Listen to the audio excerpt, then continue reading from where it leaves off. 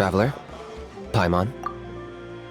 Kinich! Fancy meeting you here. We've actually been looking for you. I'll get straight to the point.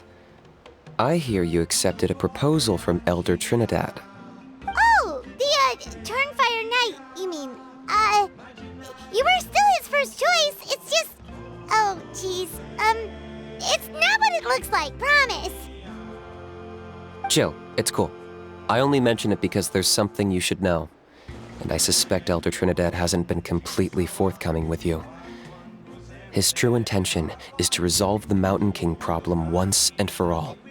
Once and for all? You mean this'll be the last Turnfire Knight ever? That's right. He wants to use you to send the Mountain King to the Night Kingdom. To the Night Kingdom? You mean... To his death. Whoa, are you serious right now? You shouldn't go blurting out accusations like that. It could get you in trouble. Too blunt? Okay. I'll phrase it more gently.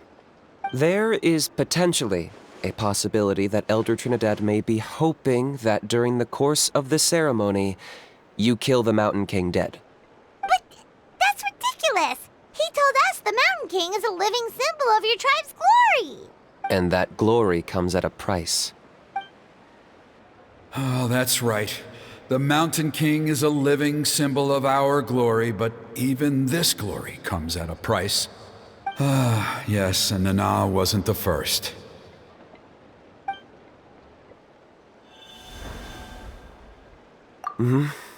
She likely won't be the last to lose her life either. Still, is killing the Mountain King really the only way? It seems so extreme. The Mountain King is a unique case when it comes to abyssal contamination. It's eaten away at him for so long that it has consumed him entirely, and the damage is irreversible. That evil power has both driven him insane and kept him alive over the centuries.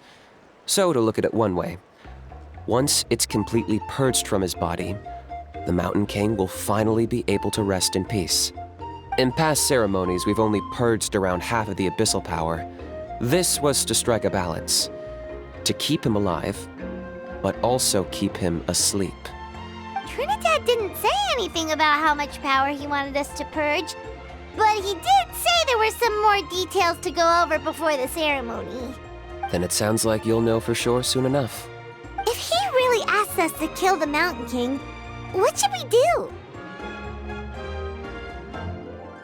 I know this must come as quite a shock, so I suggest you act like you didn't hear anything for now.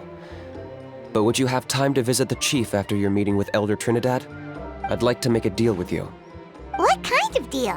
One that comes at a very reasonable price. I'm sure you have plenty of other questions, but we can talk more later. Good. See you soon.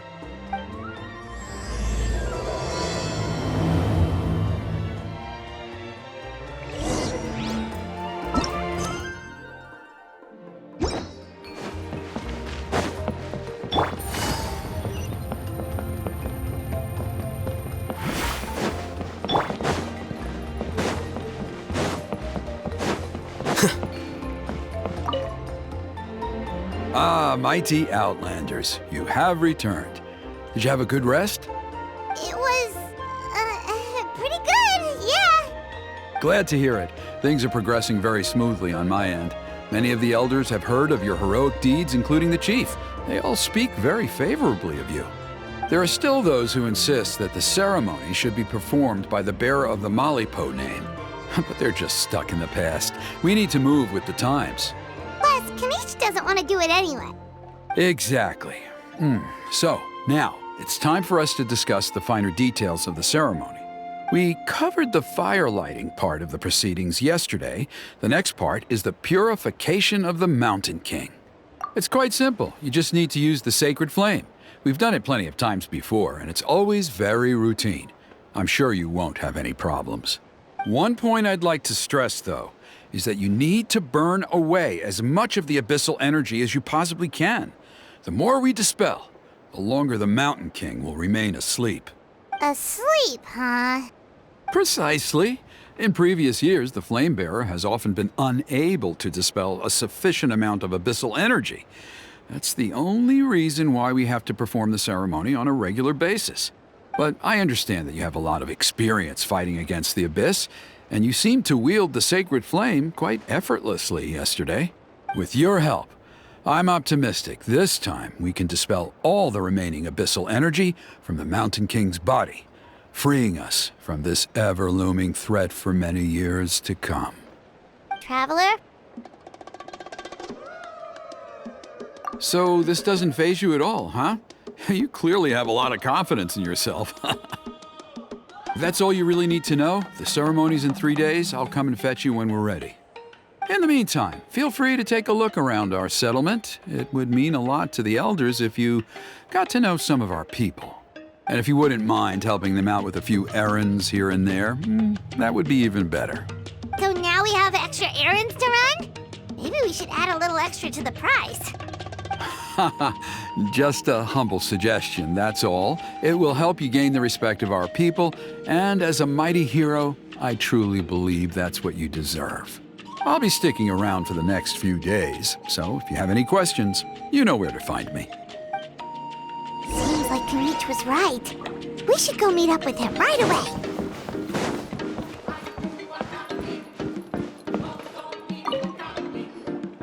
Huh, you're here. Kinich! Elder Trinidad said that... I can tell. It's written on your faces. Is that the Traveler and Paimon? Forgive me for not being there to welcome you on your arrival. That should have been my duty as chief. Hello, Chief Waina. I only heard the news from Trinidad yesterday, so I asked Kinich to invite you over for a quick chat. I believe Kinich has already filled you in, so I'll get straight to the point. Firstly, I fully endorse your appointment as flame bearers for the upcoming Turnfire Night. However, I would like to request that you take steps to ensure the Mountain King's safety. Every child of our tribe grows up hearing the tales of our heroes, from Yupanqui the Firebringer to Burkina and the Mountain King who fought against the Abyss. This is our history and our heritage, the source of our pride and the center of our faith. To kill the Mountain King would be to destroy our spirit. I would never be able to face our ancestors in the Night Kingdom. Nana's death was a great tragedy, and I do not blame Trinidad for the actions he has taken. Nevertheless, I cannot allow any harm to come to the Mountain King. The very roots of our identity are at stake. My honored guests, please give this matter your serious consideration. Perhaps there is, but despite all our attempts to contain the situation over the years, we've not found it. Right now, I should like to hear where you stand on this matter. I understand. There are still 3 days left before the ceremony. I hope they will bring you clarity. So, Kinich, earlier you were saying that... Let's walk and talk. I'll show you around the tribe. That works too. Paimon needs to get some air after this.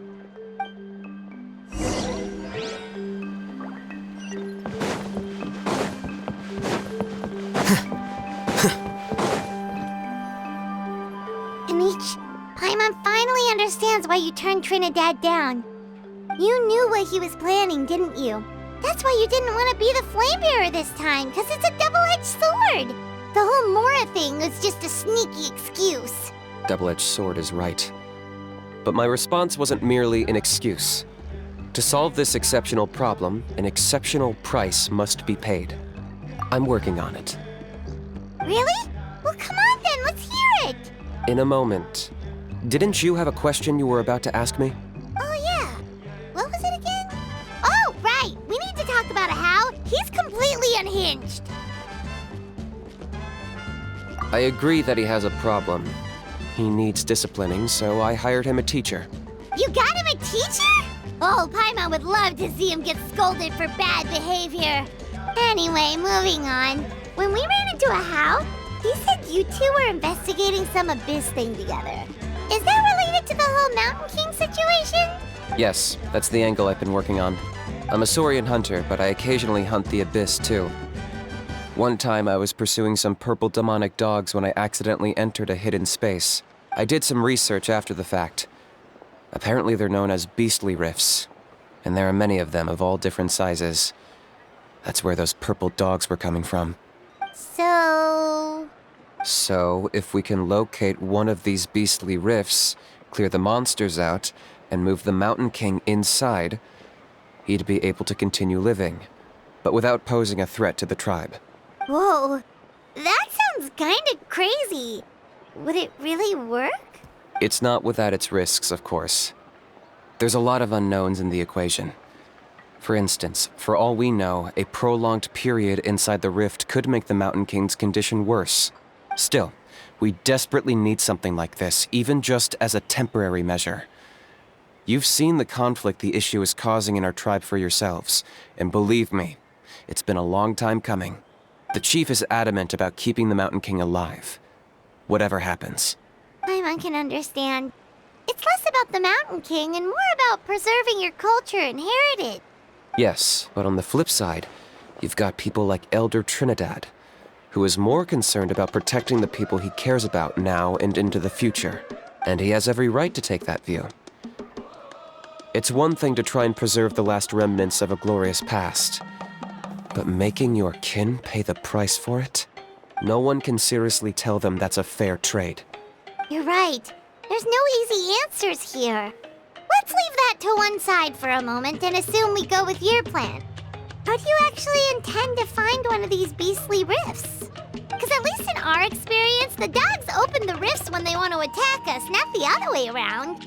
I think I know a way. You have any better ideas? Not at the moment, but it just feels like using the power of the Abyss for our own ends isn't gonna end well.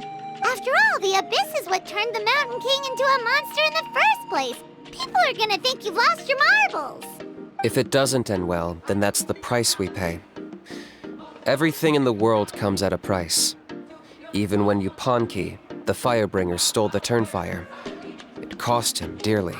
The Mountain King's erratic outbursts have brought tensions within the tribe to a boiling point. Unless this gets resolved quickly, everyone will be stuck in a stalemate. All right, so what's this deal you wanted to make with us? We're hardly experts on exploiting abyssal power. All I need you to do is keep people away from me. I'm getting harassed on a daily basis by people trying to convince me to be the flame bearer. I can't afford to waste all my energy dealing with them.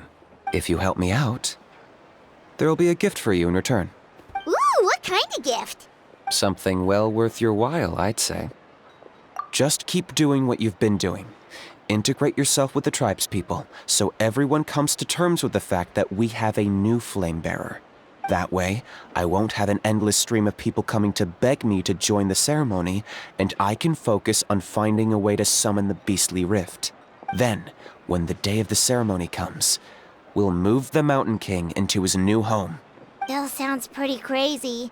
Even for a daredevil like you, that's dangerous. And even if it works, what if neither Chief Wina nor Elder Trinidad are happy with it? Have you thought about what you'd do then?